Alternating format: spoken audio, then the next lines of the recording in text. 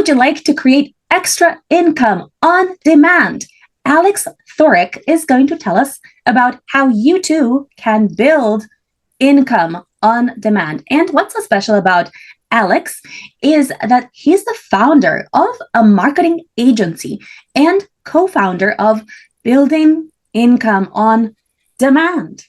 So please tell us, what's the secret to your success? And does it have anything to do with mastering the art of marketing? AI Superwoman podcast with Lily Patrascu shares the world's most innovative AI tools and processes to go from technophobe to AI pro, attract leads, close sales, automate your business, enhance productivity, and deploy AI agents to do your work. Yeah, definitely. Well, first of all, thanks a lot for having me on the show. It definitely does. Knowing marketing changed my life. I can pretty much say that. Because as you mentioned, started a marketing agency helping local business owners, service businesses with their marketing needs, with the goal to bring in leads and customers for their businesses. And then my business partner and I, we decided to come together and start a marketing consultancy where now we pretty much take those businesses by the hand and we help them implement all the systems and processes in order to have a reliable system to bring in clients, because that's what most businesses struggle with. Thank you. What are the top ways for entrepreneurs to build income on demand? Honestly, there are so many different ways. One of the best way, I believe, is to start. So whenever they run the business or start the business, depending on who is listening, is to start using social media. And when I say start using social media, it will depend also, the platform will depend on your ideal customers. Because for some businesses, it could be Facebook and Instagram. For others, it could be LinkedIn.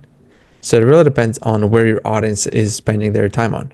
Okay, let's take LinkedIn. Although I'm currently suspended, okay, and I'm trying to regain access, hopefully. I wonder, what is the best way to attract clients on LinkedIn? And the reason I ask this is because LinkedIn has really a great number of very successful entrepreneurs that are very serious about their business. They're very serious about making money. They're very serious about creating joint ventures. And they're very serious about creating serious income and making a massive difference to the world as well. So what are the top 5 ways for entrepreneurs to connect with and attract leads on LinkedIn without getting suspended? So I would say the first things first is get yourself a LinkedIn Sales Navigator, because that will give you access to what I like to call backend of LinkedIn database, because they pretty much give you access to any and every person possible.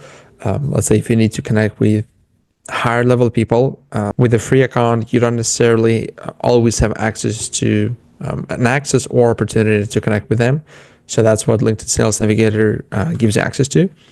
Start reaching out to people, start connecting with them on a daily basis.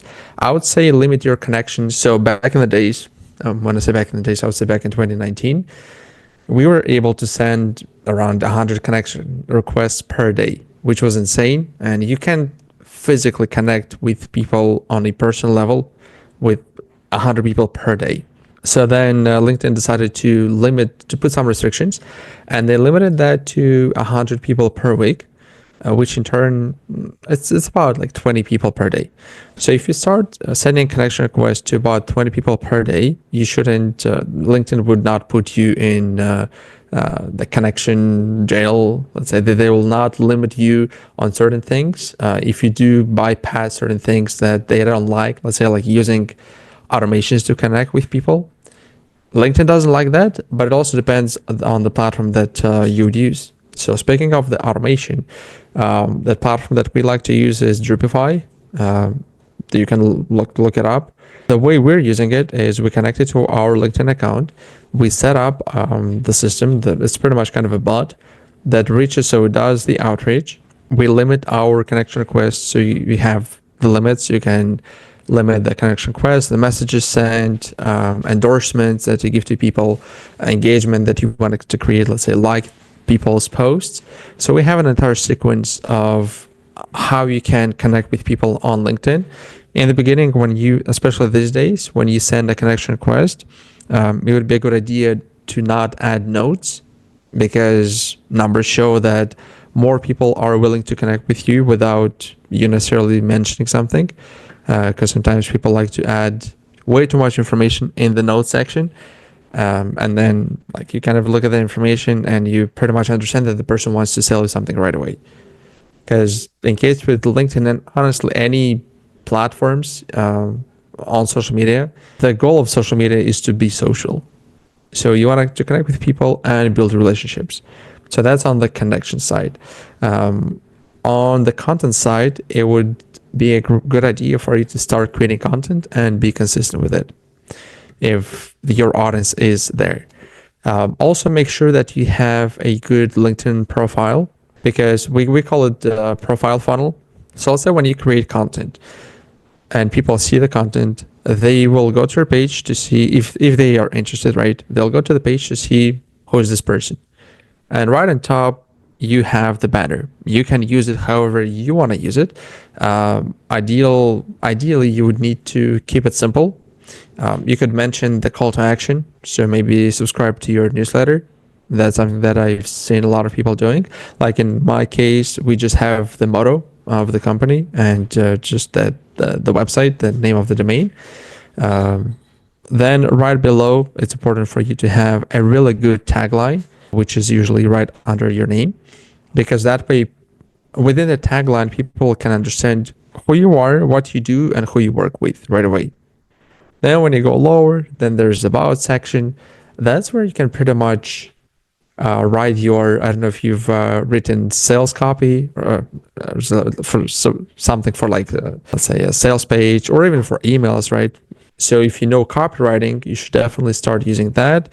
If you don't know copywriting much, go to ChatGPT and ask it to be your professional friend, copywriter, and ask it to create a really good LinkedIn bio, because that way people will scroll through, and within that section, you will pretty much sell yourself to the person.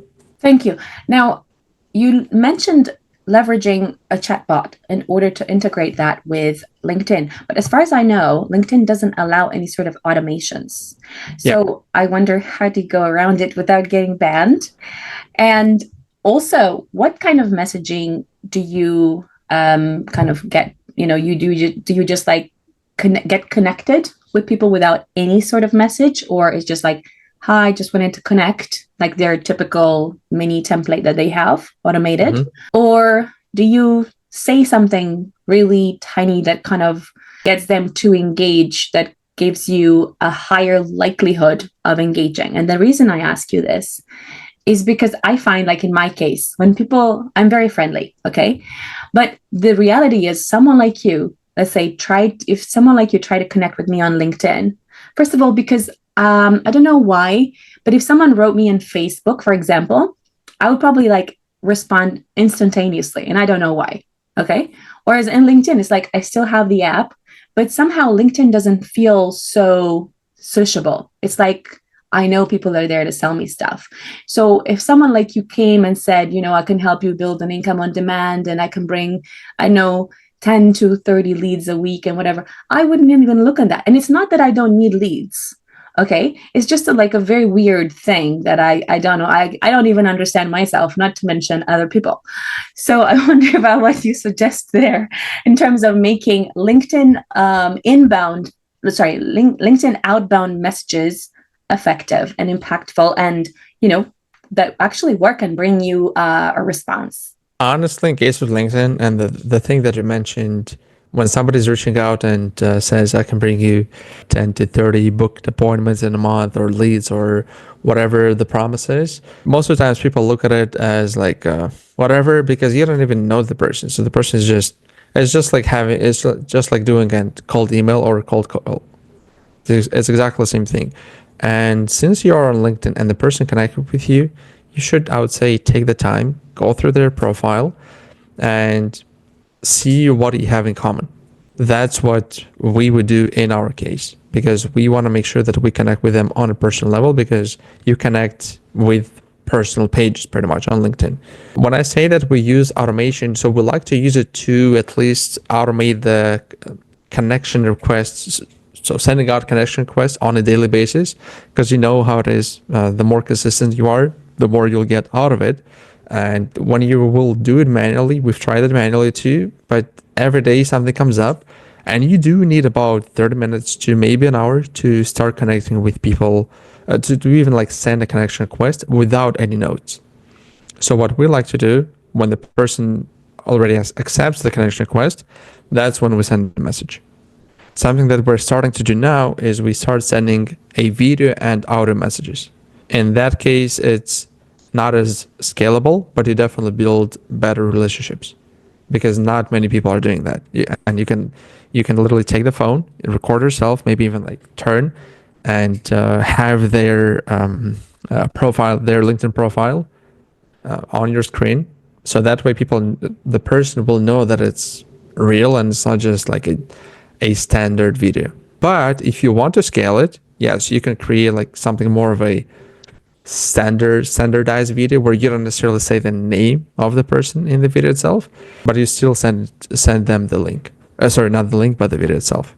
So how do you go around the automation issue of LinkedIn? Because LinkedIn really doesn't allow any sort of automation. Yeah. So in case with LinkedIn, there are lots of different automation tools. We've used, I don't know, I'd say like about 5 or 7, maybe even 10 of them.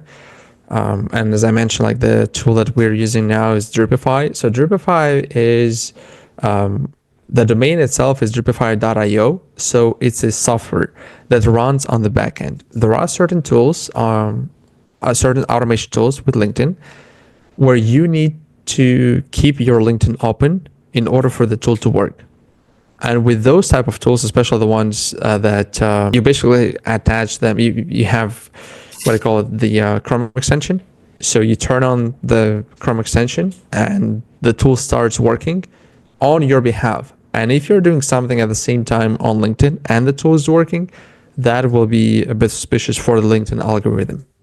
So that's how they can track and figure out that you're using a tool. If you're sending too many connection requests, they'll think it's a bot, especially too fast. And then in the case with Dripify, the way it works is you don't necessarily, like, you can have everything shut down. You don't need to have your windows open, and Dripify is working on the back end nonstop. And when I say nonstop, you can pretty much put also limits. Let's say you want it to work 9 to 5. You want to send only 20 connection requests a day. You want to make sure that it doesn't send more than, let's say, 30 messages, because some of those would be messages that would be sent when the person receives a connection. Sorry, when they accept the connection request, you send them one message, but then with other people, both will send the second message. Thank you. So how does Dripify compare with Octopus CRM that is for LinkedIn? Have you used Octopus? I haven't used Octopus. Could you share with me a little bit? Yeah, so it's like a browser tool, but it's okay if you haven't used it. It's fine. So okay, so that's the way you kind of go around it, and that's very interesting because I think, yeah, automation is so important. But the other thing I want to ask you is, how do you go around the requirement of not being able to, let's say, post on your own account because let's say you're too busy and you need to kind of hand over those tasks to other people. And apparently, again, LinkedIn doesn't allow that. So LinkedIn doesn't allow you to have like a virtual assistant, like I have, to manage and post on social media or to, connect with people or to use your account for anything. You have to be the only one who does it. And of course, I know millions of people have virtual assistants and so on, and probably they don't get caught. Is the idea just like do it, but don't get caught? Kind of. At the same time, so for the virtual assistant, does he or she just mostly create content and post on their behalf? And is the person in a different time zone or a different city? Okay, so most likely that's what triggers LinkedIn's system, the algorithm, because you're using the account. So it's pretty much the same thing as when you use automation tools. If you use a tool and you're using LinkedIn at the same time, LinkedIn sees that somebody is using LinkedIn at exactly the same time in two different locations, and especially if those are two different cities, that's what's fishy for LinkedIn, basically. Okay. So what you could do, what you could do, or like anyone who has experienced this, I would say either use it in different times, so that person would pretty much prepare content in advance, and you can pre-schedule all the content on LinkedIn. You don't even need to use any scheduling tools for that, because LinkedIn has an option to schedule content. So you could definitely do that. Yeah, but it's like, I mean, I don't do that anymore because I mean, I had a virtual assistant, and I mean, many, not just one. They were, they were posting for me on LinkedIn. Of course, that's the reason why I was suspended.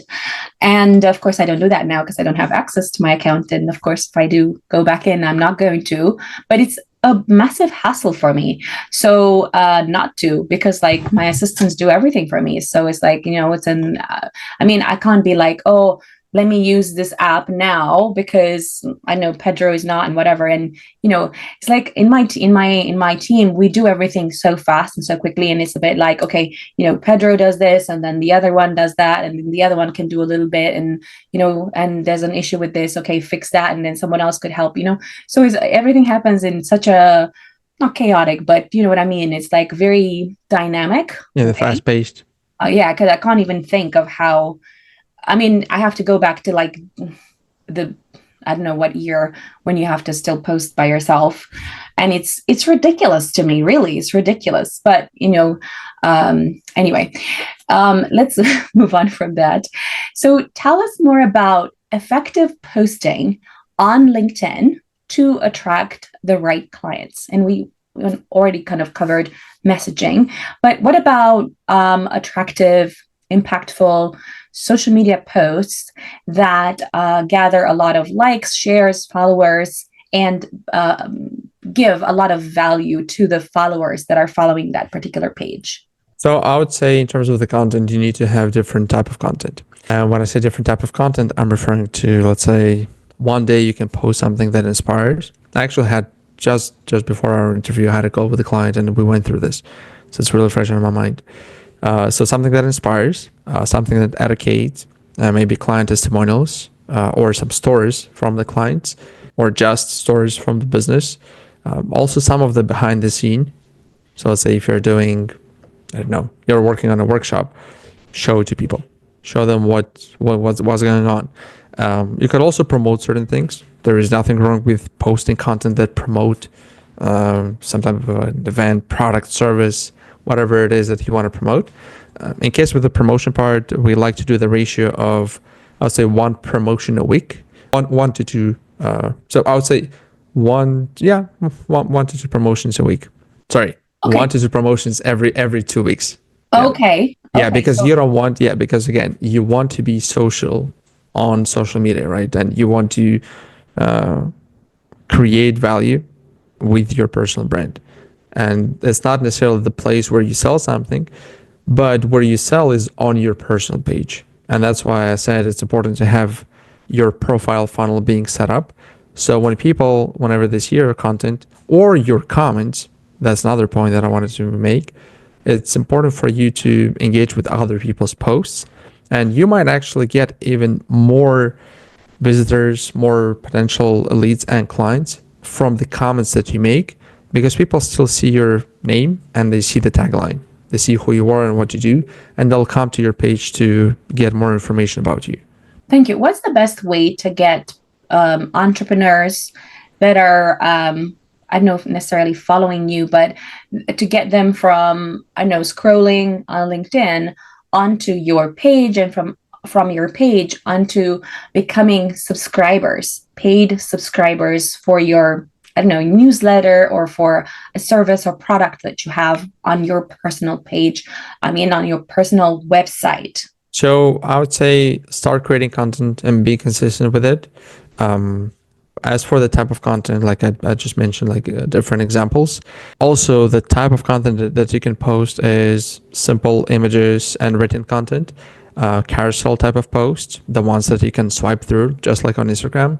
And now LinkedIn is starting to promote more and more short form videos because they're seeing growth. They said they're seeing 34% growth year over year with video content.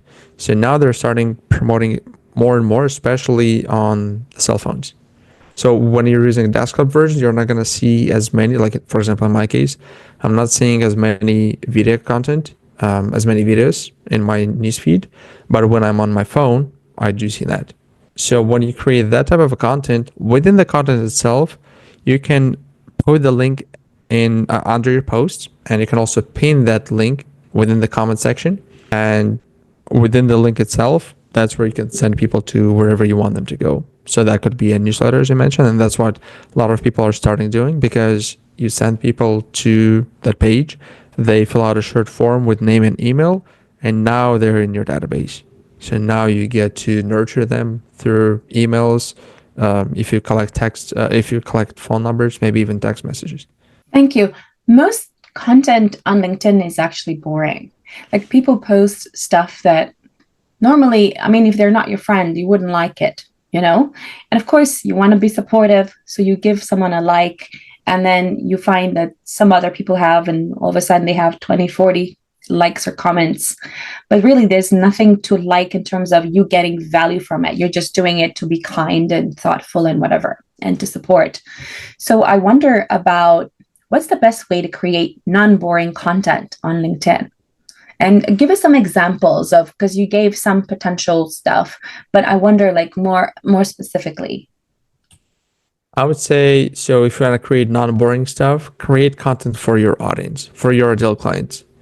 And that way people will start engaging, and LinkedIn will start showing the content to your audience, because that's how the algorithm works. It looks at the content itself, and it will promote your content to people who are not even your connections. One of the best examples that I could give you regarding the non-boring content is, you can look up Justin Welsh. I don't know if you've seen his content. Not sure. Okay, but yeah, you can look him up. So he is known as one of the biggest LinkedIn accounts, or one of the fastest growing LinkedIn accounts, I should say. And I love the way he's using it. And in his case, he's not even doing any videos. It's just written content. It's either the image with text on the image itself, like the Twitter style. I'm sure you've seen those. Or it's another, let's say it could be a statement within the image itself, and then there's a description, again, as a written post. But I haven't seen that many video content, that much video content from him. Thank you. Now, I have compiled a list of probably like 30, 50 LinkedIn influencers that are actively providing value. And what I've noticed is that the people that I follow tend to be people that I can learn a lot from. And every single day, there's no like bragging post. I mean, yeah, they include, some, my client did this, or I did this, and whatever. But every single post seems to have so much value in it that it's shareable, and it's not just that it has a lot of comments and a lot of shares, and it probably brings a lot of subscribers and followers and also sales. We don't know. But what I find is that the value in it is just so great. So I wonder, what's the best way to provide the highest possible value, and how to construct this value in a way that people do subscribe and they become paying subscribers for your list from LinkedIn. So in terms of the value, you really need to know, again, who is your ideal client, who you serve, and what needs or desires they have. Needs, problems, or maybe the opportunities that you want to present to them. Because when you know that, you can create as much content as you want to. You can take that information, you can go into ChatGPT and ask it to be, so you can write a prompt similar to your market researcher. Help me identify, like I can, let me actually look it up. So I have the exact one. because as I said, we just had a conversation with the client regarding this. So you basically say something like, act as a market researchers.